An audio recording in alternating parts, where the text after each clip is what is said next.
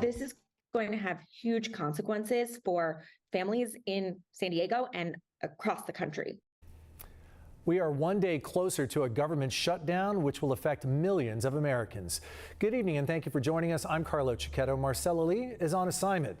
Congress has yet to approve a budget for the new fiscal year. If they don't by Saturday night, the government will shut down. Among those affected, military families. CBS 8's Shannon Handy talked to Congresswoman Sarah Jacobs about that today and has the details. Congresswoman Jacobs says she is frustrated by this looming shutdown, in part because it would eliminate pay and child care benefits for thousands of military families right here in San Diego. It's not fair. You know, Congress is still going to get their paycheck. Erica Henson's husband is in the United States Navy. It's a job he's passionate about and one he'll be required to continue doing without pay, even if the government shuts down. We still have to go and be in the military. You can't just call in sick. It doesn't work like that. Erica says in the event of a shutdown, they're fortunate enough to be enrolled in a program through their bank, Navy Fed, which would subsidize payments. But other families aren't, and she fears many will struggle to make ends meet. What is the concern amongst the families?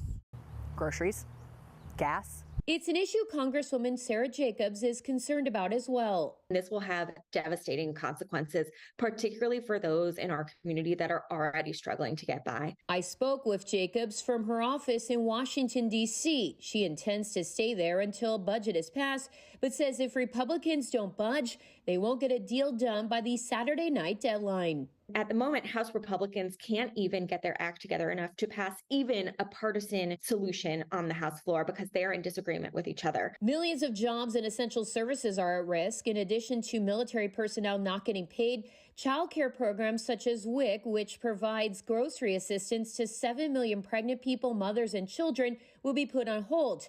A lot of military families take advantage of the program. They also rely on child care grants. Those could also end temporarily. These grants would not go out in October, and the state would have to step up, and there's no guarantee that that will happen. Republican House Speaker Kevin McCarthy is pushing for a short-term bill that could keep the government afloat. One he promises will include deep spending cuts and tougher border policies. But some say they'll only vote for a long-term budget, not a short-term extension. I'm a no and will remain a no. My advice is buckle up. There's turbulence ahead. Back in San Diego, Erica Henson says this should not be a Democrat or Republican issue. They need to come together to ensure military personnel and their families are kept whole. Whatever needs to be done, please do it. Please get it done. Shannon Handy, CBS 8. Thank you, Shannon. And we've been closely following how a government shutdown would impact us here in San Diego. You can find more of our coverage online at cbs8.com or download our free CBS 8 app.